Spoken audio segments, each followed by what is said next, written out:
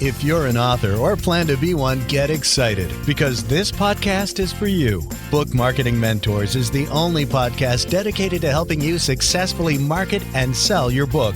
If you're ready for empowering conversations with successful marketing mavens, then grab a coffee or tea and listen in to your host, international best-selling author Susan Friedmann. Welcome to Book Marketing Mentors, the weekly podcast where you learn proven strategies, tools, ideas, and tips from the masters. Every week, I introduce you to a marketing master who will share their expertise to help you market and sell more books. Today, my special guest is Kathy Farah. Kathy is a seasoned expert in email marketing strategy and implementation. She uses her smart strategies to build strong connections between businesses and their subscribers, making it easier to keep audiences interested and engaged. Online entrepreneurs hire her to reclaim their time and grow revenue with automated email marketing without getting stuck in tech overwhelm. Kathy, it's a pleasure to welcome you back to the show, and thank you for being this week's guest expert and mentor. Thank you for having me back, Susan. I'm very excited. Is this sort of like SNL? Have I become like I'm starting on the repeat path? I don't know. If you want to position yourself like that, why not? It's not a bad way to see yourself. But when you were on the show a few months ago, you shared incredibly valuable information about developing an email list and also how authors can effectively use email marketing to help market their book. But I know that there's something else that you are extraordinarily passionate about, and that is how AI can help with not only your email marketing, but your general marketing campaigns. So that's why I brought you back, because you dropped a little seed, I remember, at the end of the podcast that we had last time. And you said something about AI, and I was like, Kathy, we've got to talk more about that. So here we are. Yes, and I love AI. I have been using it since the very early days and have watched it as it's evolved. It's such a powerful tool. I've been through the phases of the, oh no, what does this mean to writers? As a writer, it was a little at first not sure. And then as time's gone on, I've realized what a time saver it really is. Well, that's a great place to start, Kathy, because yes, I mean, like you, I've embraced it. I love it. And it's just saved so much time. It's even made things a little more interesting. And yeah, even though I Yeah. thought my writing was interesting before, now I feel it's even more interesting. Let's talk about it. And always love starting from basics because I never want to assume that our listeners know exactly what we're talking about and where. So for somebody new to AI, how does it actually help with their book marketing? I think the thing that you can look at, the very first thing is it really does save time in synthesizing information. If, for instance, with marketing in particular, if you've started to have your book out there and let's say you're getting reviews, copying and pasting some of the reviews that people have left, what you could start to get some ideas and you put that into the AI platforms, you could start to get ideas about like what is resonating with people and what the voice of your readers, what's the patterns that keep forming. It's a way to kind of bring it all together. One of the other things is, and I will assume that after our last conversation, Susan, that everyone rushed off to start doing email marketing. As a result, if you're writing emails, the great thing about AI is it can help you to start to repurpose what you're writing in one area of your business and help you use it in other areas of your business. As an example, taking your email and repurposing it for your social platforms. There's a difference between the way you would show up on visibility on LinkedIn, let's say, versus Facebook versus Instagram. Each of those platforms has a different way that you communicate with your audience on those platforms. And that's the reason for being in those different places. It's how you're reaching different people. And the great thing about AI is it can help you cut the time and take that original writing and cut it to and make it work for these other platforms very quickly. You've said one of my most favorite words, and that is repurpose. How you can cut, slice, and dice something and reuse it. Even articles that you wrote a year ago, you can repurpose. Your book, I Yes, mean, your book is just chock full of yes. articles that can be repurposed. One minute you talk about it from one angle, and then you talk about it from another angle. And this is how AI can help you. Is that correct? That's absolutely true. And in fact, you can upload your book into AI and start to brainstorm with it a little bit, prompt it to come up with ideas for ways you can use some of the content from your book into other avenues for articles, for different platforms, email or social media. It can start to help you when it has the knowledge, the context, like your book, then it can also start to help you brainstorm ways that you can utilize that information in different, smaller ways.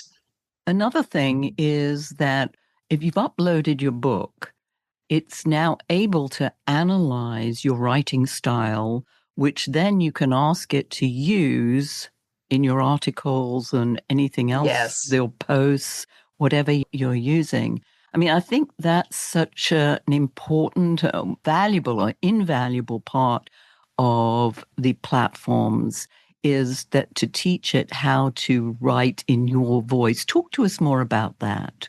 Yes, that is the key is teach it. So AI, it needs you to guide it a little bit and putting your book in and then asking it questions like, what is my brand voice and tone? And see what it synthesizes, see what comes back from that.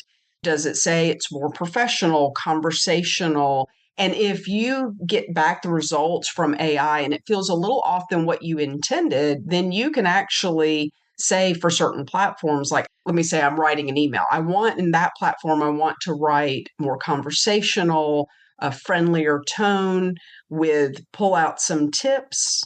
And I want to write it with one person in mind with one primary goal at the end. So one call to action, one thing. And it could take that information. Not only can it help you identify what your tone is, does it feel like that's correct?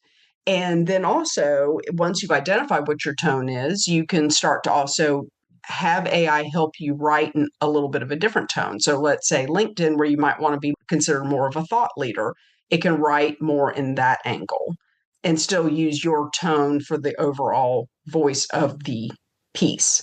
One of the prompts that I've started to use much more now is to when I ask, I use ChatGPT a lot, and Yeah.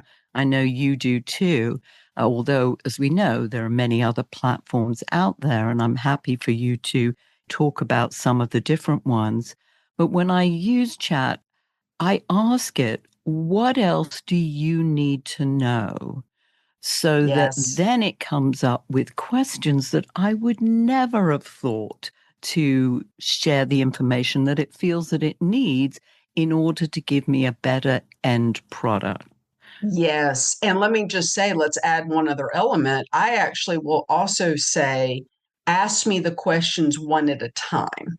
What other things do you need to know to be able to produce what the end result is, what the goal is? But then I'll say, present those questions one at a time so that I can fully respond to each question. Because sometimes what I started to notice very early on, it would get overwhelming and have 10 questions for me. But then I'm trying to scroll back and figure out what those questions were. So I started going, okay, give me question one. And I would respond to that and then move to the next question. And then it's feeding it all along throughout the process to get the end goal. And is there other questions that you need to hear from me to be able to get the result that we're looking to do?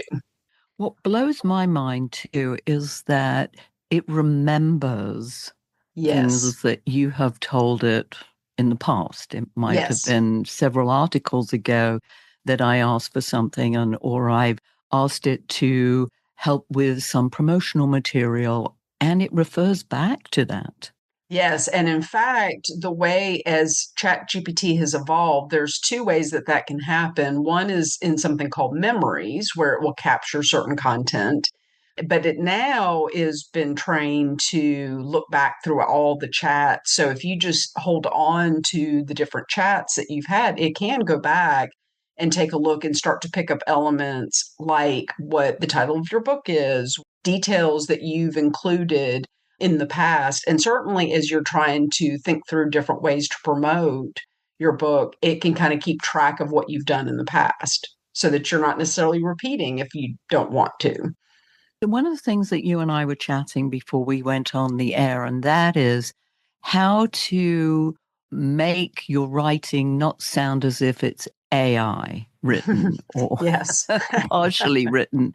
You can identify now, having read so much that people have put out, you're like, okay, chat wrote that. Yes. Yes, absolutely. I'll give you a great example of that. And this is when it kind of struck me about the patterns that you see sometimes with AI. Now, my brain operates in patterns anyway, so I notice them right off. But one day I was looking at my email list, just my emails that came into my business account, and I had two emails that the subject line started with unlock, dot, dot, dot, whatever the topic was. And that's kind of when it struck me that I had literally in less than a minute, two different people had subject lines come to me with unlock the secrets of this book, unlock, whatever email marketing tips. It struck me that those are patterns that AI is starting to do. You could start noticing things like M dashes. And that was one of the things that Susan, you and I were talking about of just writers know how to use an M dash, but not the general public. So when you start seeing a lot of that, then you realize that AI has just started to produce it. Telling the AI, whatever source you're using, whether it's ChatGPT or another type like Claude, one of those other platforms, if you tell it to avoid certain phrasing, please avoid using M dashes. I would rather you use commas or something else instead. Avoid adverbs, like you'd mentioned earlier, Susan, telling it to avoid using certain phrases. And you'll start to see, even in how it sends information back to you on the end result, the phrases it starts to be common in your own text that you could start to say, everything is not going to be magic. I don't want it to be described as this is where the magic begins. Take that phrase out. It's really kind of, you don't want to just rely solely on the initial output from AI. You want to take a look at the patterns you start to see and ask it to change those specific things. And it will start to train your version of AI to not use that particular pattern within the text that it's writing for you. I just read an article about different ways in which you can ask AI to rewrite something, because I've often said, just rewrite this, but that's not enough. Maybe it's paraphrase it or clarify this or write it from the reader's point of view. And so Yes. it's like, oh, these are extra ways in which you can say, hey, I didn't like what you wrote first time round. Yeah, Let's that's try right. again. Yes, that's right. And sometimes what I have done is just like I have a story idea in my head of how I want to market something and I want to open with a story. I might write just sort of a stream of consciousness of a draft into AI and say, help me link this, clean up what I've written, but help me link this to email marketing. Like, let's take this story that seems unrelated and help me make the connection to the topic that I want to talk about. It will do some of that. And then I can even go back and say, okay, I'd like for you to use a lot of the similar writing that I put in for my stream of consciousness, but tighten some of the things up so that it's not totally rewriting it for me. It's taking the way I write and it's giving me that back, but maybe cleaning up some of the grammar and doing some of the other things that just makes the flow of that writing smoother transitions between the story and the topic that I want to share. Yes, I love that because I wrote an article recently. It was on a coach going from Logan Airport to Cape Cod. And literally on the seat in front of me was the sign, fasten seatbelt. And I thought, I wonder how you can relate fasten seatbelt to book marketing. So it's like, Yes. let me ask Chat. And sure Yeah. enough, it's like, oh, yeah. And it came up with these incredible ideas that I think it would have taken, I don't know how long, if ever, that I would have come up with. I was like, that is just amazing. Amazing. It is amazing. Absolutely. And I was thinking about, I kind of used a comparison where I had written a story. It was meant to be a very heartfelt story about someone in my life when I was a child. And I remember writing that first. It ended up being published as an article in the local newspaper, but it took me weeks to fine tune it and tighten it and go from the messy draft to the final product. And then fast forward to more recently, I wanted to write not similar, but I had this idea of how I wanted to make another connection to someone from my childhood, a heartfelt story. And I wrote it using AI this time. And it took me a matter of a couple of hours to write something that I know with the same heart and same personality as my first piece on something else that took me so much longer. It was way faster to do it using AI. And it still was something that when I shared it with the person that I was writing about, she talked about the fact that it made her tear up. And I was like, and that was AI. That was AI. So you can get some really great things from it. It's just a matter of really honing in on let's keep the warmth of this and help me make it a little better, make it a little smoother. AI is open to umpteen mistakes that we've both made and everybody else using it has made. But what are some of the common mistakes that you see, especially first timers, making?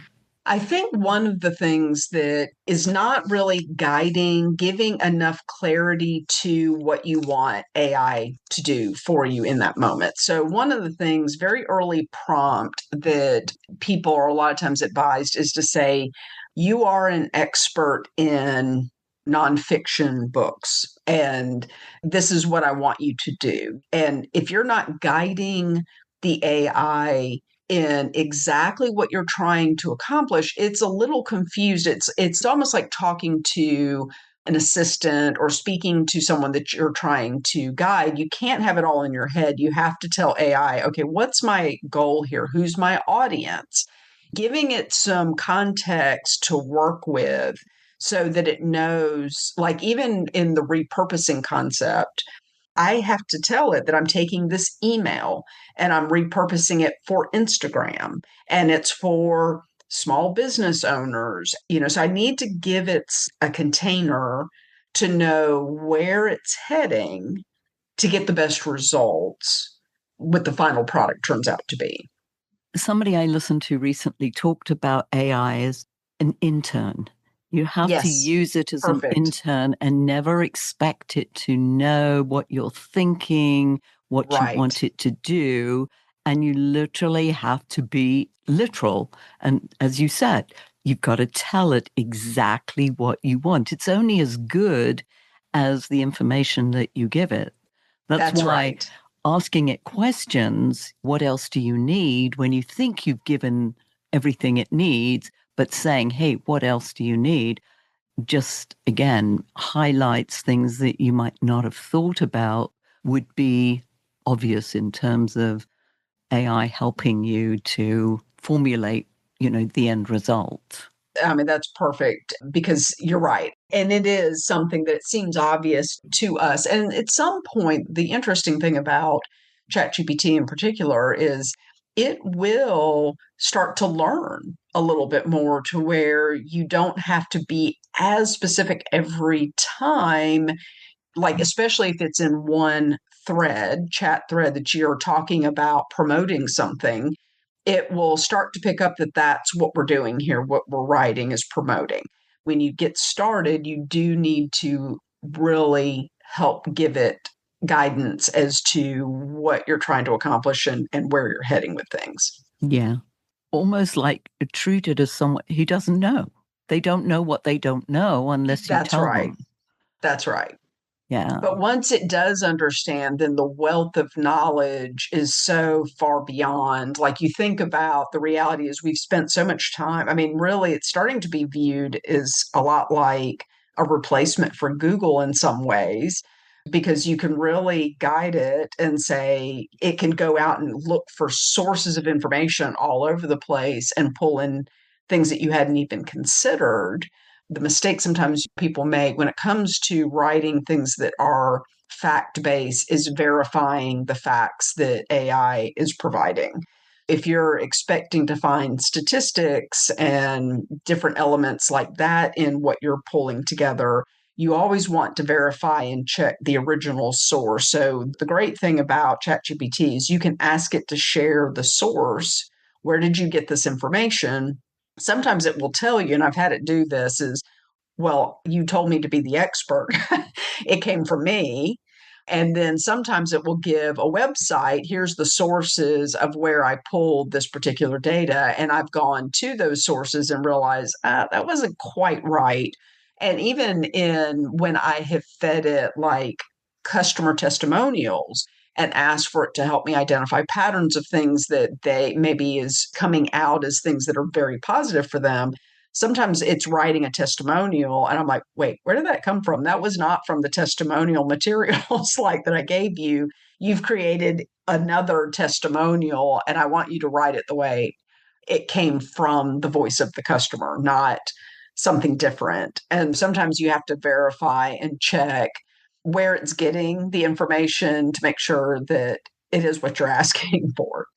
And that is a common mistake I think that people are making, is that whatever it comes out, they're saying, oh, well, it came out of, it must know because, Right. but it doesn't. And I've had instances where I've asked for examples and it's given me something totally fictitious, Yes, so-and-so wrote a book on X. So I go onto Amazon and look for so-and-so's book, and so-and-so's book doesn't exist.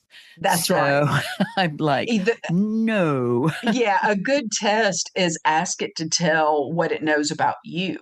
And sometimes just asking, what do you know about Kathy Farah? It will come back and you'll find out, like, wait a minute, that has nothing to do, that's not me at all. And where I went to school or whatever the case may be, it isn't the accurate. And it's because it's pulling from a variety of different sources. Even when I've given it my own website, and I'll say, where did you get this source? And it says my website. And I look and I'm like, that didn't come from my website. That is definitely a distinction about using the AI itself in lieu of doing a Google search, as an example, is that Google searches are based off of what the keywords are on websites, whereas AI kind of like our own brain sort of puts in filler or information that sounds good. And I've had it, when I question it, apologize and say, oh, no, you're right. That isn't correct at all. That's where you really need to just verify when you're expecting it to be factually based or from a source, make sure that the source is correct at the end. We've talked a lot about ChatGPT, but there are many other platforms out there. Talk to us a little bit about some of the others and what are maybe the pros and cons. One of the things in looking at AI platforms is think about how you are going to use it. Claude is one of the other AI platforms, and it is known to be a better conversational platform versus ChatGPT, especially if you're talking about two brand new. Like if I'm signing up for ChatGPT the same day I sign up for Claude, then just comparing them out of the box, Claude tends to be right a little bit better and more conversational. The downside sometimes what I saw with Claude is it could be very AI repetitive phrasing, but so could ChatGPT at the beginning as well. But the thing that I noticed with Claude that worked really nicely was you could ask it to repurpose content between platforms, and Claude understood better how, let's say, a Facebook post would look versus an Instagram post versus a LinkedIn post. Each of those platforms, it's more casual on Instagram, it's a little more formal on LinkedIn. And even if you have variations between how long content is between those platforms, Claude could do a little bit of a better job of understanding what the platform itself's requirement was versus ChatGPT, whereas you kind of had to guide it a little bit to say, nope, it needs to be a little more casual. I had to guide the tone more with ChatGPT. There's Gemini, that's a Google based product. There's Bard. So I think what it really comes down to, we could talk about all the different platforms, but it really is kind of what your preference is. It's what I would always recommend is, as you're starting with AI, is try to test and play around with the different platforms.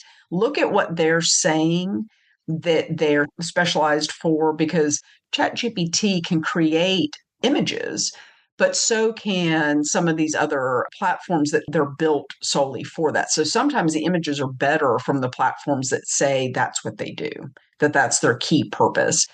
Just think about how you're going to use, what's the use for the AI, to figure out kind of what the platform is, and then sort of play with it a little bit to figure out if it meets more of what your requirements. Are you getting the output that is good? Does it feel good? I will say one of the things why I've stuck with ChatGPT is it learns and gets better and better as I have worked with it. So because I've used it for years, the results tend to be better than if I go and try Claude fresh for the very first time. I was still getting better results from ChatGPT because of our training and working together. So a really fun exercise is to give, let's say, 3 different platforms, Chat, Claude, and maybe Perplexity, which is also another good platform.